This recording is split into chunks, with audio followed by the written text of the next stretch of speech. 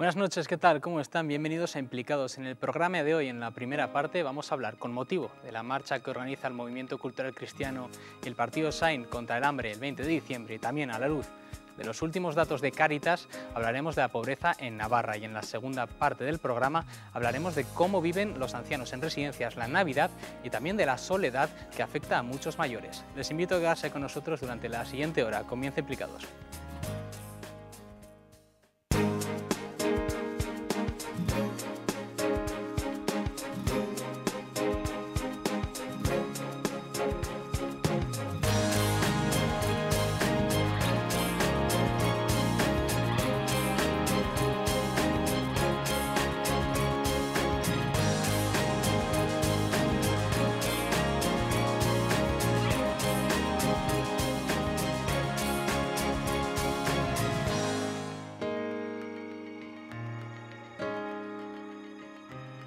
Próximo sábado 20 de diciembre en Pamplona, en la Plaza del Castillo, hay una marcha solidaria contra el hambre, el paro, los crímenes políticos. Con motivo de este evento y también a la luz de los últimos datos de Cáritas, vamos a hablar de la pobreza en Navarra. Para hablar de este tema nos acompaña en nuestra mesa Elena García, ella es miembro del Movimiento Cultural Cristiano. Buenas noches, bienvenida. Hola, buenas noches. También nos acompaña Samuel Valderrey, él es miembro del partido SAIN, Solidaridad y Autogestión Internacionalista. Buenas noches, bienvenido. Buenas noches, ¿qué tal? Y por último, a mi derecha se encuentra Maite Quintana, secretaria general de Cáritas Navarra. Buenas noches, bienvenida. Hola, buenas noches.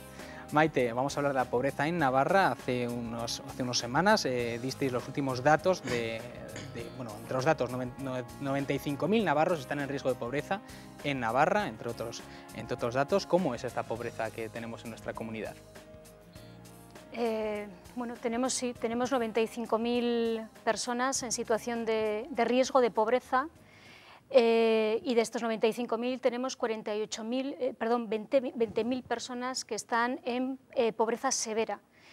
A esto tenemos que añadir también las situaciones de exclusión. No es lo mismo pobreza, que es un dato sobre todo de desigualdad y un dato económico, más lo que serían los datos de personas que están en situación de exclusión social. Exactamente, ¿qué es la exclusión social? ¿Cuándo una persona se puede considerar que está dentro de exclusión social y cuándo está dentro de riesgo de pobreza? Vamos a ver, el dato de pobreza es un dato económico, que lo que nos va a indicar es la desigualdad.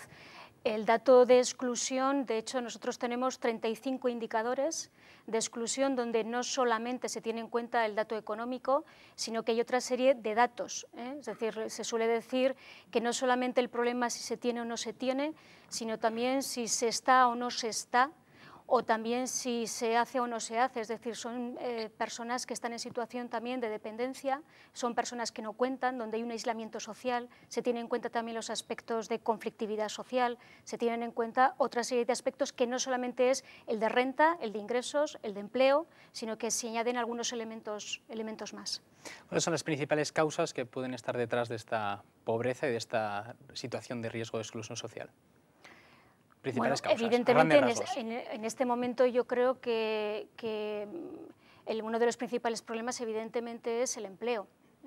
La situación de desempleo, el empleo es lo que nos permite a todos tener unos ingresos dignos mínimamente como para desarrollar y cubrir las necesidades básicas. Pero no solamente es un problema de empleo, los problemas de exclusión son mucho más amplios, ¿no? Tenemos también que ir a causas estructurales, es decir, el sistema productivo que tenemos, o tenemos también que ver cómo es el modelo de distribución que tenemos, cuál es el modelo económico que tenemos, cuál es el modelo educativo que tenemos, cuál es el sistema de protección social que hay en estos momentos, si es suficiente, si no es suficiente, como para sostener a las personas en un momento ya tan alargado en el tiempo, ¿no? de crisis. Es decir, hay varias causas estructurales. Desde, Samuel, te pregunto a ti, desde el partido SAIN, una de las denuncias que hacéis es contra el sistema que favorece, digamos, estas desigualdades. ¿Cómo tendría que ser el sistema, digamos, cómo tendría que actuar, no los gobiernos, sino el sistema económico, cómo está configurada la sociedad para prevenir todo esto que estamos comentando? Claro, nosotros nos hacemos eco un poco de todo lo que está comentando el Papa, ¿no? El Papa habla de que esta economía que vivimos mata. Lo dice así de claro, ¿no? Y habla, pues eso, no a la exclusión social, no al hambre, no al paro, ¿no?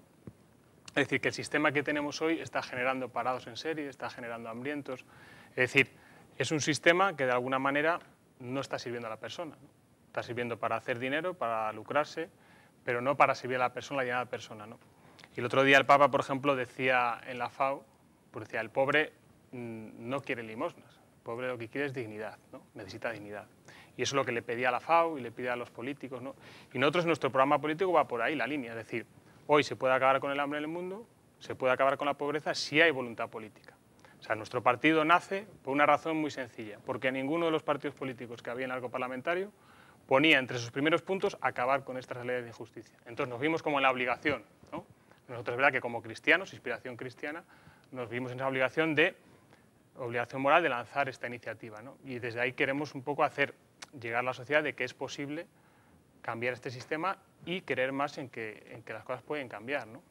Respecto a esta pobreza que estamos comentando en Navarra, ¿qué relación tiene nuestra pobreza, digamos, de nuestra comunidad con la del resto del mundo? Si es que tiene alguna relación. Elena, en el movimiento cultural cristiano están muy metidos en este tipo de temas de solidarios, hacer muchas charlas, conferencias, actividades relacionadas con la pobreza. ¿Qué relación tiene nuestra pobreza con la que puede haber en África, en Sudamérica, en otros países? Vamos, absolutamente toda. Es bastante ingenuo querer pretender ahora que el reducto en el que vivimos y en el que estamos geográficamente implantados, como puede ser Navarra, no tiene nada que ver con la situación a nivel internacional. Ya hace 30 años que las mismas políticas económicas que se estaban decidiendo e imponiendo y que están padeciendo desde hace esos 30 años en países como Iberoamérica, África y Asia, son las que se quieren implantar aquí. Y es a eso a lo que responde por decisiones políticas como las de la reforma laboral. Una reforma laboral que, ¿qué es lo que busca? En este mercado de competitividad, España, Navarra, sus políticas laborales tienen que responder a ese mercado de libre competencia en la que tú te tienes que medir con países como China, como aquellos productores en Asia, etcétera. ¿Qué tienes que hacer con eso? Una reforma laboral de explotación. Una misma explotación que está llevando a estas situaciones de pobreza. Se es pobre trabajando, o sea, a día de hoy se es pobre trabajando fruto de unas políticas económicas muy concretas que se deciden.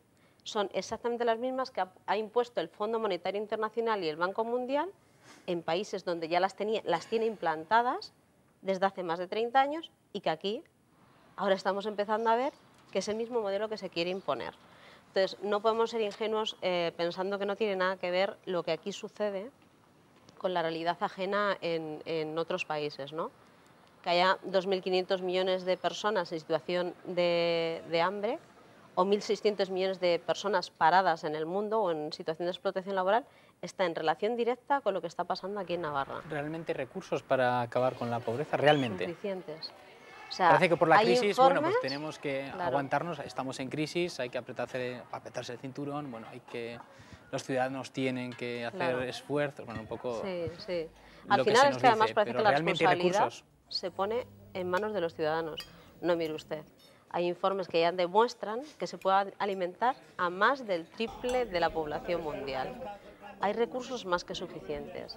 La Secretaría General de la FAO, que es el Organismo Internacional de la Alimentación en la ONU, dijo con datos en la mano que con el 1% de lo que se entregó a los bancos al inicio de la llamada crisis, se acababa el hambre en el mundo. Esa decisión la tomaron 20 países en menos de una semana. Una decisión política, una sola semana, una decisión por la cual con solo el 1% de lo que se decidió entregar a los bancos para ese rescate que había que hacer, se acababa a día de hoy el hambre. ¿Por qué no se hace? Porque no interesa. Un dato que hay que tener en cuenta también es que el tema del alimento juega en bolsa. Es que hasta el hambre es un negocio. Y como es un negocio, no hay voluntad política con decisiones concretas. ¿Cómo puede políticas. ser el hambre un negocio? Explícame un poco, en la bolsa de más. Chicago, ahora mismo se decide cómo suben o bajan el precio de los alimentos. Se están tirando al mar los excedentes alimentarios porque eso puede suponer hacer bajar o subir el precio de las cosas. Se está tirando grano a toneladas al mar, ese excedente, porque eso supone que en bolsa cotiza o no cotiza determinadas empresas alimentarias y hacen que suban o bajen determinadas. Eso es una canallada a día de hoy, sabiendo cuál es la situación a nivel mundial. Es decir, una economía que mata, con decisiones muy concretas, con una economía que mata, con la cual se está jugando. Como la persona no es nada más que un objeto, una mercancía más, da igual que el grano sea tirado al mar, aunque haya personas que estén muriendo. Es Europa que está subvencionada en sus políticas productivas. ¿Por qué? Porque se necesita un exceso de productividad. El modelo productivo que comentaba ella ahora. El modelo productivo ahora supone que hay que decidir que en Europa hay que subvencionar que determinadas cosas no se produzcan más, porque no interesa. ¿Podrías darme un ejemplo de qué tipo de...? Pues mira, aquí en España muy claro, esta gran señora, la duquesa de Alba, que en paz descanse, una gran terrateniente, recibía subvenciones europeas para dejar de producir determinado en sus terrenos. ¿Por qué? Porque eso supone un exceso aquí de producción que no puede darse. Se subvenciona para que no se produzca, para que entre mucho más barato también la mercancía ajena exterior, y aquí no se puede entrar a competir en ese mercado. O sea... Luego volveremos a ese tema. Quiero regresar a los datos de Cáritas de pobreza en Navarra. ¿Cómo han evolucionado respecto a años anteriores y qué perspectivas de futuro auguráis desde Cáritas en nuestra comunidad? Vamos a ver, hay un dato, por ejemplo, que nos muestra cómo ha evolucionado la exclusión desde el año 2007 al 13. En España se incrementa un 45% y en Navarra un 41%. Es decir, la fractura social que se ha generado ha aumentado, las desigualdades han aumentado en esos porcentajes. ¿Y hacia el futuro? Y la pobreza severa es tal vez lo que más ha crecido, ¿no? Donde sí que deberíamos estar más atentos por la intensidad además que tiene. Vuelvo a la pregunta respecto al futuro. ¿Podemos llegar a situaciones de hambre en Navarra? Sé que te pone nerviosa la palabra hambre. Ya sabes que a mí lo de hambre en Navarra, vamos a ver, puede haber, en Navarra, a ver, solemos, o nuestra percepción, vamos a hablar desde nuestra percepción, no desde datos objetivos de haber hecho estudios, pero desde la percepción de Cáritas, nosotros percibimos evidentemente que hay gente que no es que tenga problemas de alimentación, es que cuando tiene problemas de alimentación es que tiene problemas para la vivienda, tiene problemas para poder cubrir, en el caso de que tenga menores a su cargo, tiene para cubrir problemas educativos, es decir, si uno no tiene para comer es que no tiene para muchas otras cosas. Por lo tanto, abordemos y miremos la problemática como se debe mirar, de una manera integral. ¿Por qué? Porque en la misma medida que tengamos una visión integral, las políticas sociales que tenemos que pedir tienen que ser integrales y las intervenciones tienen que ser integrales. Eso por un lado. Aparte de eso, hoy por hoy con el tema de alimentación consideramos que entre unos y otros entendemos que está bastante cubierto. Es decir, el ayuntamiento tiene un comedor, están comedores privados, nuestros, ajenos, muchas caritas parroquiales reparten alimentos, está el banco de alimentos, bueno.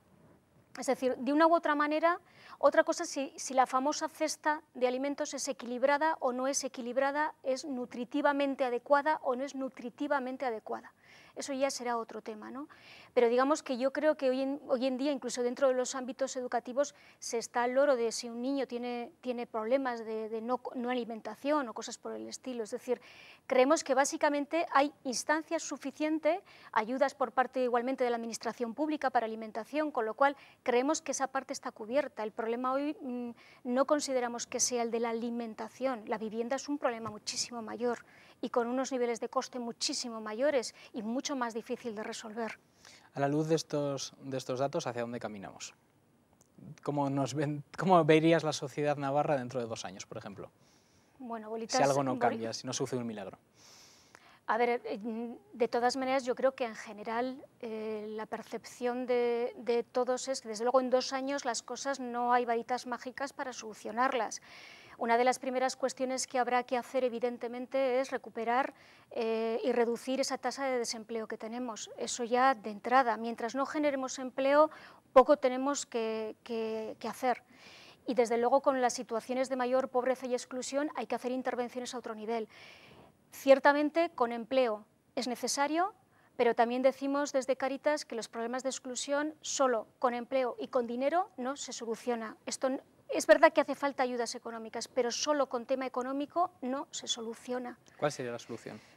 No, me refiero cuando nosotros planteamos eso, si tienes en cuenta lo que es la problemática de exclusión, donde se dan desestructuraciones personales y familiares fuertes, hace falta hacer intervenciones y apoyos socioeducativos. Hace falta otro tipo de intervención, además de entrar en esas causas estructurales que hemos hablado antes. Podemos dar vivienda para personas en una situación de desventaja, pero si los hacinamos a todos dentro de un mismo bloque y los dejamos a todos además con sus problemas... Se forma un gueto, ¿no? Exacto, tenemos guetos con alta conflictividad, lo único que hacemos es lograr alta conflictividad y en el entorno un mayor rechazo. Les hemos dado vivienda, vale, muy bien. Pero no hemos solucionado el problema. Pero no hemos solucionado el problema. Respecto a la solución de este problema, de la problemática de la pobreza, hemos preguntado en la calle si el problema es social o político. A la vuelta te preguntaré a ti, Samuel, como miembro de un partido político, ¿qué te parece las respuestas que nos han dado? Totalmente social y político. Social porque es una realidad y político porque no se actúa en consecuencia con esa realidad. En el mundo cada día nacen más. No llega la comida. ¿Por qué no llega la comida? Ahora, yo pienso que tenían que nacer menos hijos. Creo que sí. Si hacen más, es que no hay para todos, no hay para todos. Las dos, ¿no? O sea, es un problema social, pero que tiene que ver con las decisiones políticas que se toman, ¿no? Y por lo que hacen los partidos en el gobierno, etcétera. Y los que no están en el gobierno también. No, de los políticos, pues no repartir bien la riqueza del país que hay. No, prácticamente no. Cada uno se preocupa de sí mismo y el que viene atrás que arre. Yo pienso que es político. El social ahora se ha demostrado que han dado alimentos, ¿no? O sea que yo pienso que es político más que... ¿no? De una mezcla de las dos. Una mezcla de las dos, pero yo creo que es que sobra mucha cosa oficial, ¿sabes?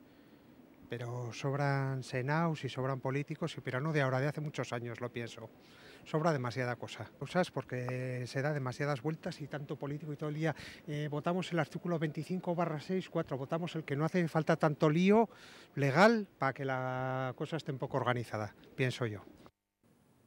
Samuel, a la luz de las respuestas y en tu opinión también personal, ¿problema social o político el de la pobreza?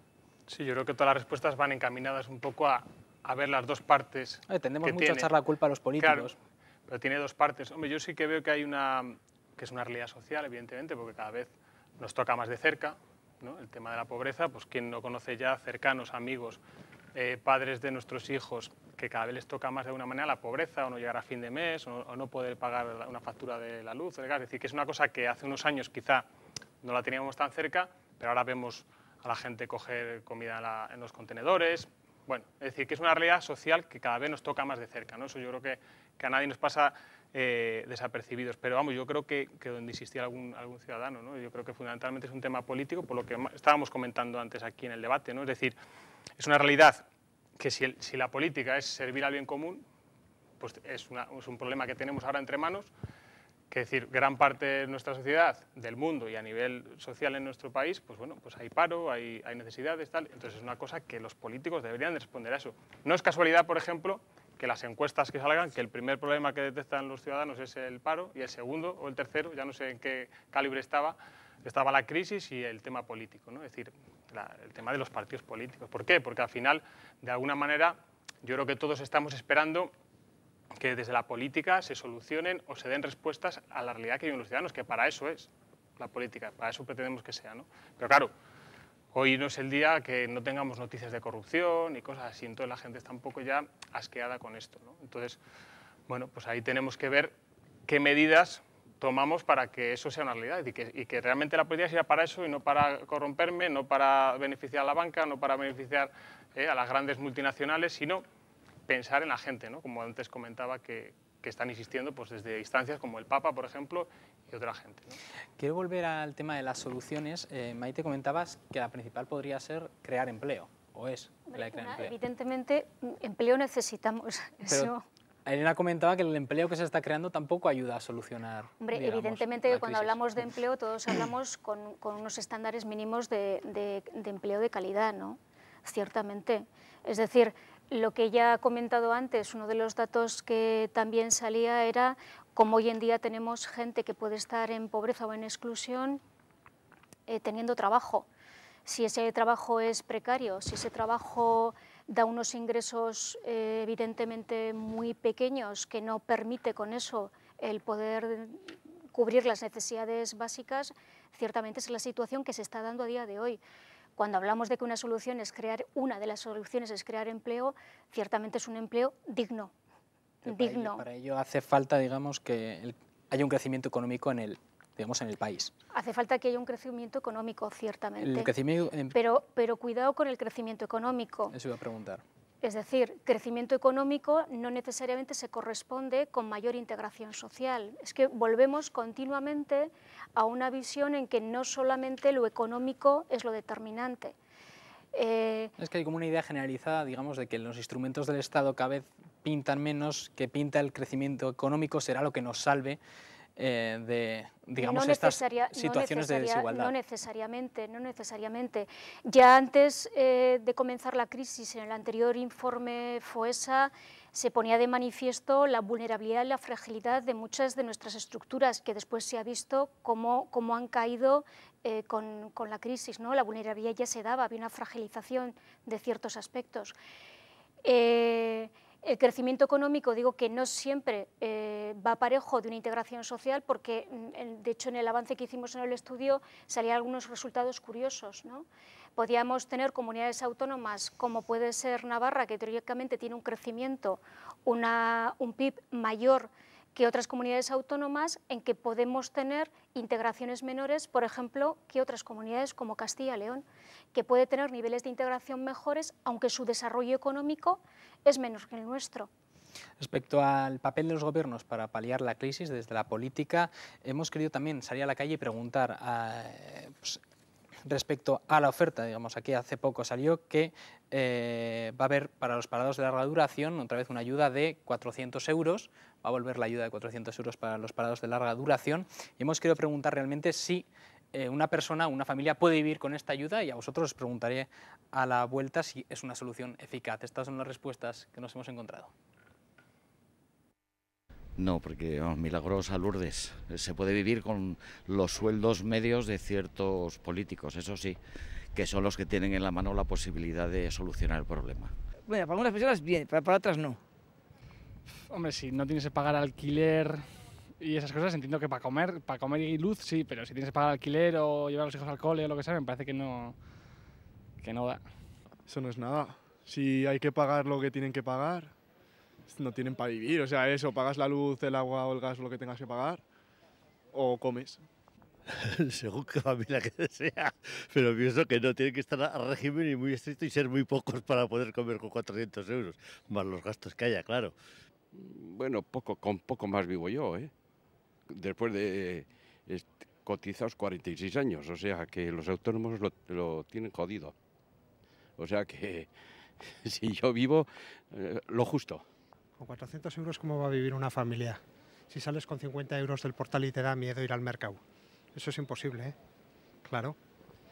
¿No te acuerdas hace años tú, porque eres muy joven, lo que salías de casa con 10.000 pesetas y eras el amo de la barraca y ahora sales con 100 euros y te da miedo entrar a cualquier lado? Pues ya está, todo dicho. Elena, ¿se puede vivir con la ayuda que propone el gobierno? Sí, les invito a que lo hagan. Yo, esas ironías me parece, o sea, no puede haber cosa más indigna que desees para nadie con lo que tú serías incapaz de vivir. O sea, me parece, no hay cosa más indigna. Y lo siento porque además que me indignan esas cosas. O sea, lo único que una medida persona... populista podría ser. Es una medida populista, efectivamente. O sea, es una manera de aplacar sentimientos, bueno, al menos ánimos, etcétera. Ya tengo algo. No, miren, basta de jugar con la gente. O sea, lo único que a una persona, a una familia, le puede suponer tirar para adelante es un trabajo digno. Es decir, con condiciones dignas. Cuando estos señores políticos que deciden 400 euros para las familias o las personas decidan que van a intervenir en empresas como Telefónica, que son capaces de despedir a 50.000 personas mientras declaran beneficios, entonces empezaremos a creer medidas de este tipo. No hay derechos, hay intervenciones concretas, decisiones políticas, de voluntad política, que son las que de verdad meten mano a ese tema. Puede haber bancos concretos declarando beneficios que a la vez están cerrando sucursales, despidiendo personas. Puede haber empresas como Telefónica, que tiene a miles y miles de subcontratados, es decir, sacando beneficios a costa de subcontratación, y despedir 50.000 empleados.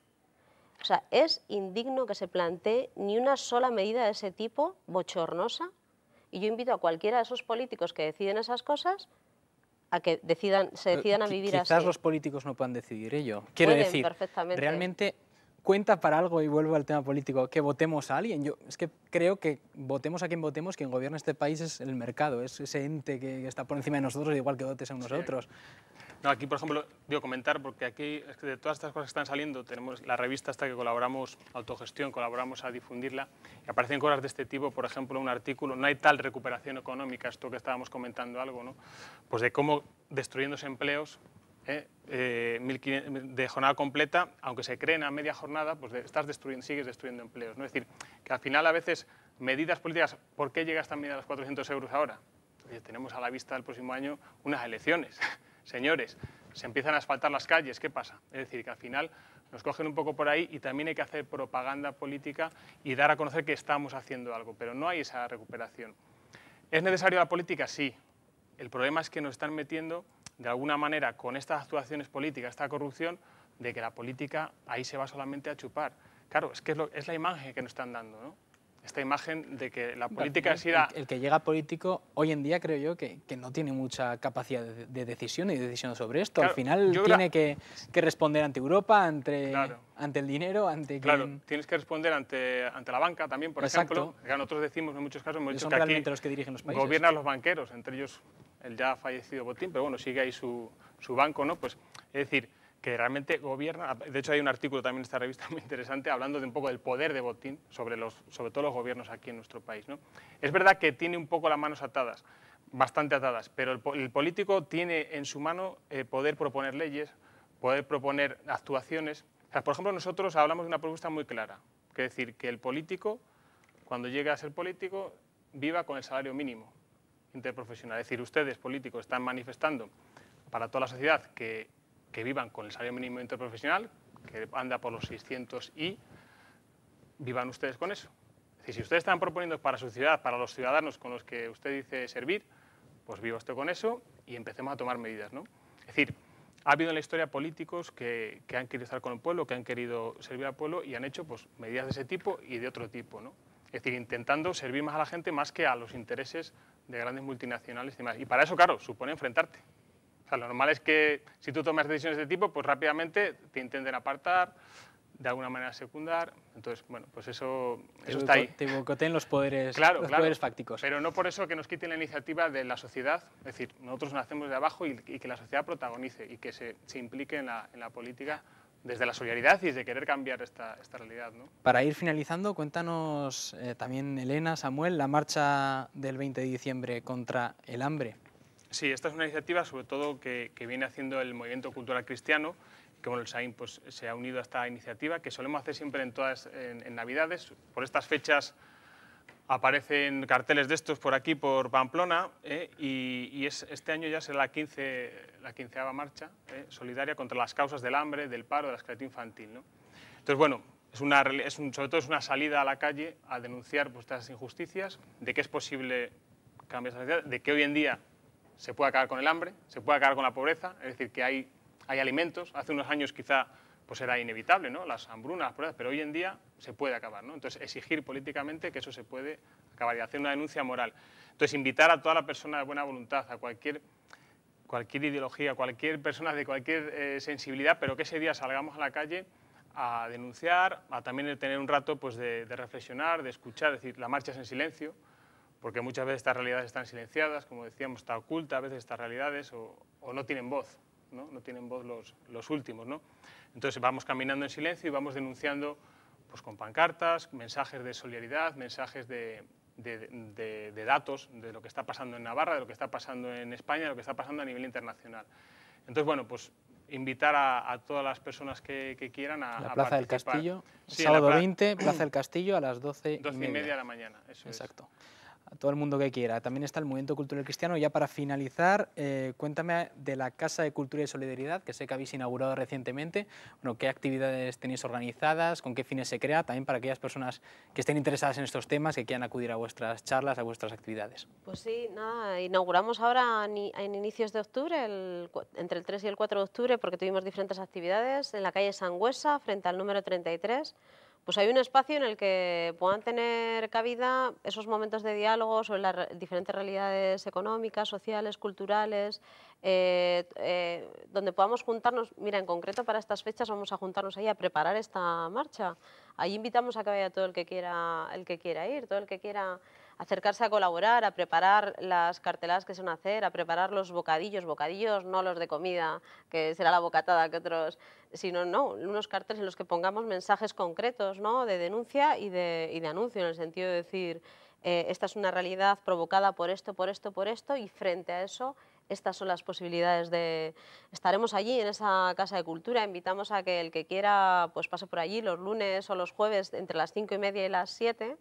Lunes y jueves entre 5:30 y 7, en la 8, calle Sangüesa, frente al número 33. Y estaremos haciendo pues trabajos de esto, preparatorios en principios de esta marcha, y luego pues hay actividades también para chavales. Este sábado habrá por la mañana un taller de Belén, ¿no?, unas actividades manuales. Por la tarde habrá una película para jóvenes. Bueno, intenta abarcar las diferentes realidades sociales y sociopolíticas, es decir, desde la más tierna infancia hasta los adultos, en esa tarea complementaria de trabajar juntos con una sociedad distinta y una realidad distinta. Pues ahí queda esa invitación para todo el mundo. Muchísimas gracias a los tres por haber venido, por haber estado en este debate sobre el hambre en Navarra y en el resto del mundo, sobre la pobreza. Y ahora vamos a pasar a publicidad, y a la vuelta hablaremos de cómo se preparan las residencias de ancianos para la Navidad y también de la soledad en los ancianos.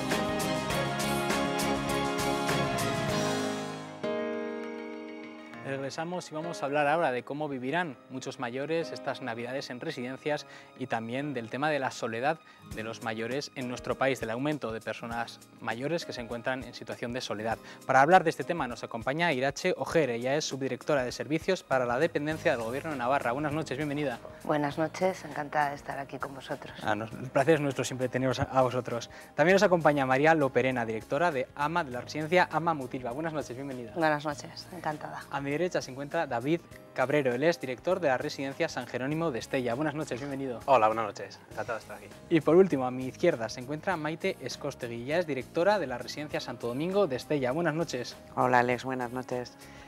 La primera pregunta sobre los ancianos. Vamos a hablar luego, entraremos más en detalle al tema de la soledad. Antes vamos a ver qué actividades tenéis pensadas para la Navidad y cómo viven los ancianos la Navidad. Pero tengo una pregunta inicial, que es si muchos ancianos se quedan en Navidad en la residencia o van las familias a buscarles. Es una duda que siempre tengo ahí. Digo, pues las personas se encuentran en residencias, ¿qué porcentaje mayor se da? ¿La de las personas que se quedan, David, o que viene la familia? Sí, hay personas que igual que están mejor, que son más autónomas, que son menos dependientes y que sí que pasan los días, sobre todo los días festivos, las comidas, las cenas, en familia, pero es un porcentaje alto el que se queda en la residencia. ¿Realmente los problemas son físicos o por problemas de movilidad o hay otros problemas quizás de, bueno, lo dejamos ahí? No, suele ser más por problemas de movilidad o porque al final los usuarios ya están adaptados a una rutina, a una vida en la residencia, a unos horarios diferentes de lo que tiene la familia, unos barullos en las casas, en las familias que no están acostumbrados o que prefieren estar más tranquilos en lo que es el ambiente de la residencia. Para todos estos ancianos que se quedan en residencias, ¿qué actividades soléis organizar? Os pregunto un poco a los tres, para las tres residencias. En tu caso, María, en AMA Mutilva, ¿qué actividades realizáis en Navidad? La verdad que yo creo que todos tenemos un programa muy completo. De hecho, en AMA Mutilva empieza mañana mismo con la Escuela de Música de Mutilva, y ya a partir del día 20 ya es extensivo todos los días, prácticamente mañana y tarde. Hay actividades, fundamentalmente coro, rondallas, casas regionales, todo con mucho cuidado, porque son épocas complicadas, nostálgicas y con mucho respeto. El que quiere participa y el que no, pues le respetamos y vive la Navidad a su manera. ¿Qué es de estas actividades que me comentas? ¿Cuáles son las que más les gustan? La música. ¿La música? Sí, sobre todo, pues eso, tipo boleros, canciones de antes, que es increíble que gente que a lo mejor casi no se comunica o no es capaz de llevar una conversación, ves cómo es capaz de cantar una canción entera. Y es bonito, es muy bonito. Maite, en el caso de la residencia Santo Domingo de Estella, en Navidades, ¿qué actividades soléis hacer para los ancianos, para las personas mayores que se quedan ahí? Pues un poco ahondando en lo que ha dicho María, lo que intentamos es acercar en estas fechas tan entrañables a los ancianos pues un poquito el calor humano, porque son difíciles de gestionar. Quien más, quien menos tiene pérdidas, entonces bueno, lo que intentamos es un poco pues eso, a través de la música, de los menús especiales, porque esos días pues yo creo que en los 3 centros saltamos las dietas con el visto bueno de los médicos respectivos, y entonces bueno, pues lo que intentamos es que pasen unos días un poquito especiales y que salgan de la rutina. Comentáis la nostalgia que sienten ellos, David, también es generalizado esta nostalgia, ¿qué es lo que más echa en falta a un mayor en estas fechas? Hombre, lo que más pueden echar en falta son un poco las pérdidas que han tenido, ¿no? La ausencia de esas personas queridas que han pasado otros años con ellos las Navidades, ¿no? y que ahora no están. Respecto también habláis de actividades musicales, suele ir también mucho voluntariado, grupos de voluntarios que en esas fechas se vuelcan con las residencias, David. Sí, la verdad que es de agradecer a todos los voluntarios que participan durante estos días, desde grupos de danzaris, desde los colegios en los últimos días del curso escolar ahora que acaba y que vienen a cantarnos villancicos, grupos concretos de guitarra, no sé, de danzas diferentes, que pasan un montón de grupos, y la verdad que estamos encantados de que vengan a la residencia, de que conozcan a nuestros residentes y de que vuelvan a recordar esos tiempos que en un pueblo, por ejemplo, como Estella, que se conocen todos y que pues todos al final pues viven unas emociones importantes. En zonas más amplias, como, bueno, sí, añadiendo un poquito lo que decía David, sí que es verdad que en Estella eso es de agradecer porque se vuelcan todas las asociaciones o el voluntariado, y luego que es muy bonito ese intercambio pues entre niños, mayores, personas con discapacidad, porque hay coros también del Centro Ordoiz que vienen a esos días a compartir su tiempo, que es muy de agradecer en las residencias con los mayores. En centros como más grandes, como en Mutilva, bueno, más grandes, más en núcleos más urbanos como en Mutilva, ¿de dónde provienen estos grupos de voluntariado? ¿También es gente de Mutilva o gente de Pamplona que también Pues cada vez, bueno, es gente de todo Pamplona, cada vez estamos más integrados en lo que es Mutilva, que ahora se ha hecho mucho más grande, ya hemos perdido el Mutilva Alta, Mutilva Baja, ya es todo Mutilva. Y no solo en estas fechas, sino que contamos con voluntariado, gracias a Dios, o sea, todos los días del año, que es muy importante y que siempre tenemos las puertas abiertas para que venga más gente, que toda la gente que viene es poca. Es poca sobre todo en estos días. Y sobre todo en estos días. Desde el Gobierno Irache, ¿tenéis alguna actividad, algo que hagáis para estas fechas para los mayores? Bueno, desde el departamento como tal no se organizan actividades concretas porque hay que tener en cuenta que hay muchas residencias en Navarra, son 70 centros, y yo lo que sí creo que las administraciones locales, los ayuntamientos en este caso, también se vuelcan en las residencias pequeñas, sobre todo en las localidades donde la residencia pues es uno de los componentes más importantes de la ciudad, y ahí sí que participan más los ayuntamientos. Sí que llevamos 3 años que a partir de una iniciativa privada de una residencia pequeñita en un pueblo pequeño, en Carcastillo, en la que decidieron crear el hecho de que ningún abuelo estuviera solo en Nochebuena y en Nochevieja, y les invitaban a cenar en las residencias, a los abuelos de la localidad. Nos invitaron a participar y desde entonces lo promocionamos también en los centros que gestiona el Gobierno de Navarra, tanto en Santo Domingo de Estella como en El Vergel, en Pamplona. Todo eso se gestiona a través de Cáritas, que es a través de los voluntarios, y que en muchas ocasiones son los que mejor información tienen de qué abuelos pueden estar más solos en estas fechas. Y gente que se encontrará en sus casas sola y que, claro, no se sabe de quizás la situación en la que se encuentre, ¿no? ¿Cómo se notifica eso? ¿Cómo se sabe a aquellas personas que se encuentran en situación de soledad, mayores? Bueno, en el departamento se conoce, sobre todo a través de los servicios sociales de base, son los que primero detectan la soledad de las personas, pero en el caso de esta iniciativa es a través de Cáritas, porque son los que más igual se acercan en estas fechas a las personas mayores que están solas en su casa. E intentamos que, tanto en Estella como en Pamplona, abuelos que lo deseen puedan ir a cenar en Nochebuena o en Nochevieja con las personas que están en las residencias. Hablando de este tema de la soledad, en ABC, en un titular que salió hace unas semanas, más del 50% de los mayores de 65 años se han sentido abandonados alguna vez, y da el dato de que 1.800.000 personas mayores viven solas. Bueno, hablando del porcentaje de personas que sienten aislamiento, unos datos que parece que cada año van a más. Hemos querido preguntar esta semana en la calle, hemos preguntado a la gente qué causa de fondo creen que haya este aumento de personas mayores, en que cada vez haya un mayor porcentaje de soledad en los mayores. Bueno, yo creo que nos hemos vuelto muy individualistas, la sociedad está envejeciendo, como sabéis, a pasos agigantados. Yo creo que los servicios sociales en general están desbordados y tienen muy pocos medios, y es uno de los capítulos más serios a trabajar. Es decir, ¿qué pasa con nuestros ancianos que en muchos casos están solos en casa, con muchas necesidades y sin posible atención? Es que tenemos un gran problema. Hay familias muy raras, no quieren saber nada de los hijos. Ahora, que no los hubiesen tenido. Pues me supongo que a muchos se les han muerto los familiares más cercanos, y que aparte pues muchos igual están en residencias o en pisos como medio que la familia se ha olvidado un poco de ellos, ¿no? Supongo que ese es el motivo principal. Hombre, más social, pero lo tienen que solucionar los políticos también. Bueno, pues el egoísmo, que cada vez somos mayores y nos aguantan menos, y en fin, pues habrá quien tenga familia y quien no tenga. Y ya parece que se hacen cosas desde fuera, pero no las suficientes. Porque todos nos preocupamos de nosotros mismos, de los demás muy poco. Ese es el mayor problema, que se ha perdido la conciencia. El egoísmo de la gente y el despreciar a los ancianos. El acabar con la sociedad por eso, porque eres mayor, no eres válido. No, pues lo de los ancianos es eso, que los ven ancianos, los dejan pues solos, abandonados, que no los visiten, la gente los desprecia. Esa es la sociedad que tenemos. Como lo del aborto, pues matan a 200.000 criaturas al año, pues muy bien. ¿Qué quieres tener luego? ¿Una sociedad? ¿Qué sociedad de mierda quieres tener?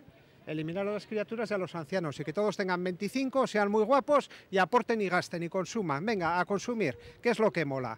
Ganar, sacar la pasta y gastar. Ganar, sacar la pasta y gastar. Y eso lo quieren los del PP, los del PSOE, los de Izquierda Unida, todos quieren. Venga, que saques y que gastes, que saques y que gastes.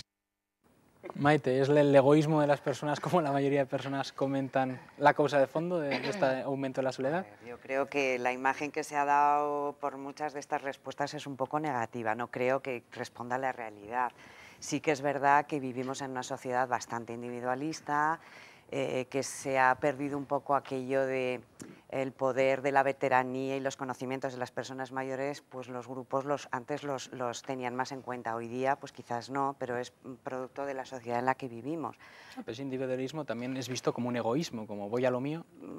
Pero yo pienso que tampoco es tal, o sea, pienso que no está el egoísmo. Lo que pasa es que la vida actual que llevamos, quizás de demasiada rapidez, nos aboca un poco a que la percepción sea esta, pero yo pienso que no, y que de hecho muchas personas están en sus domicilios físicamente bien y están viviendo hasta sus últimos días, pienso yo, que con calidad de vida, y aquel que decide pues por no poder estar más en su entorno, ir a un centro, pues bueno, pues allí desde luego están atendidos con todas las necesidades cubiertas. Por lo general, la iniciativa de ir a una residencia sale del familiar, o muchas veces también quizás de la persona mayor que dice, oye, y yo quizás creo, no sé, los compañeros que opinan. Nosotros, por ejemplo, que tenemos bastante lista de espera en la residencia,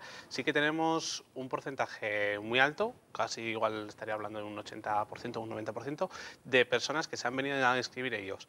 Y las razones que dan un poco es el miedo a la soledad, el no querer ser una carga para sus familiares, y un poco, pues hay mucha gente que por la ubicación, por el trato, por lo que han oído y demás, pues que les interesa estar ahí. Y yo creo que también que la imagen que se ha dado es un tanto negativa, y que mucha gente decide estar en casa solos, pues porque quieren estar solos, porque no quieren ser una carga para sus hijos y no quieren estar en el piso rompiéndoles la vida a la familiar que tenga esa familia. Perdón, Alex, sí, sí. Y quizás eso, David hablaba de porque se sienten solos, pero es el miedo que tenemos todos a que en un momento determinado yo necesite un médico y quizás no pueda desplazarme en ese momento, no pueda llamar a un médico, y en una residencia te sientes más arropado porque tienes un poco esas necesidades, dijéramos, cubiertas, sí, tienes ¿no? Los cuidados, eso ¿no? es. Tienes la tranquilidad de que si te pasa algo en cualquier momento, tienes una enfermera en un segundo, y eso te da muchísima tranquilidad. Sí. Socialmente ha salido el tema del papel que tenían antes los ancianos en la sociedad, el reconocimiento. ¿Cómo podríamos, Irache, te pregunto a ti, cómo podríamos, tu opinión, cómo podríamos potenciar este reconocimiento, este papel de los ancianos en la sociedad, de las personas mayores? Pues yo creo que precisamente conociendo las residencias de ancianos es una manera muy interesante de potenciar, porque cuando entras en una residencia y hablas con las personas que están en ella, la verdad que te transmiten todo lo que han vivido y todo lo que nos pueden enseñar en una conversación. Para mí, una de las cosas más interesantes que se hacen en los centros, que no se hacen en bastantes centros de Navarra, son los intercambios intergeneracionales, cuando los colegios acuden a las residencias y hablan con los abuelos, participan de su memoria, conocen la historia de la localidad a través de la memoria de los abuelos, y yo creo que a la gente más pequeña, en este caso, es a la que hay que transmitirle ese respeto hacia las personas mayores, que sí que es verdad que en esta sociedad igual estamos en una generación que igual hemos perdido un poco, y yo creo que una manera de recuperarlo precisamente es acudir a las residencias y verlos y estar con ellos y conocer todo lo que han vivido, que la verdad hay gente muy interesante dentro de las residencias y en todas partes. Tengo la sensación de que subyace, como hemos visto en los vídeos, subyace esa idea de que cuando una familia manda al mayor a la residencia es como que lo está en cierto modo abandonando. Subyace de fondo, ¿tenéis esa sensación? Esa es la idea que hay, pero por favor, existe esa idea. Sí, esa es una idea que ya hay que dejarla a un lado y no utilizar la palabra abandono bajo ningún concepto y fomentar, porque dentro de poco vamos a ser mayores mucha más gente que gente joven, por desgracia, o no sé, y no es un abandono, es una segunda oportunidad, y hay que vender o ver la residencia como, volver a vivir la vida de otra manera. Y cuanta más gente entre en una residencia que esté mejor, es que nos va a dar vida. Yo siempre suelo decir que cuando vienen a la residencia, les digo, yo al final es como un hotel, porque te hace la habitación, sobre todo si la persona que entra está físicamente bien, ¿no? Dices, pues es que tienes como un hotel, tienes al final todos los cuidados que tú necesitas, puedes salir cuando tú quieras, con un orden con los horarios que tenemos, y al final tienes fisioterapia, tienes terapia ocupacional, tienes una animadora, en algunos casos tienes psicólogo, y al final dices, bueno, pues es que tienes todos los cuidados que tú puedes necesitar, ¿no? Y tú usas lo que tú necesitas o lo que tú quieres, y luego las familias pues pueden participar, y que es que además que participan en la vida diaria. Se pueden involucrar en la vida de sus mayores perfectamente en la residencia. Yo creo que también eso se olvida muchas veces. Eso es buenísimo, y yo creo que los tres que estamos aquí, bueno, Irache también desde el departamento, potenciarlo y en los programas que tenemos ahora mismo, todos los centros de implicación de las familias en estos centros donde están sus mayores. Por último, para despedirnos, un consejo que daríais a aquellos mayores que quizá, aquellas familias que se encuentran que el mayor al que cuidan no quiere ni ir a residencia ni tener una persona persona muy cabezona que no quiere ni ir a residencia y que realmente lo necesita, ni alguien que le cuide. Y ¿qué consejo daríais? ¿Algún valiente que se atreva a dar David, venga. ¿Y sonríes? Un marrón. Hombre, es complicado, pero yo siempre le suelo decir a nosotros, igual no tanto con residencia, pero sí con las plazas de estancia diurna, que puedan venir durante el día y demás, yo siempre les digo que prueben, que pueden probar, que pueden estar, que pueden ver, que pueden sentir un poco lo que es la vida de la residencia, lo que sienten el resto de personas, y al final yo creo que el participar con personas de su edad, estar en un entorno muy cercano para ellos y con todos los cuidados, yo creo que es el motivo suficiente para que esa persona pueda entrar en la residencia. Que vengan, que nos conozcan y que yo siempre les digo que se dejen cuidar y querer. que ya han trabajado mucho y ya han hecho mucho. Y les toca dejarse querer. Dejarse querer. Nos quedamos con esta última idea. Muchísimas gracias a los 4 por haber venido implicados. Y a todos ustedes les esperamos la semana que viene aquí a la misma hora. Pasen una feliz semana.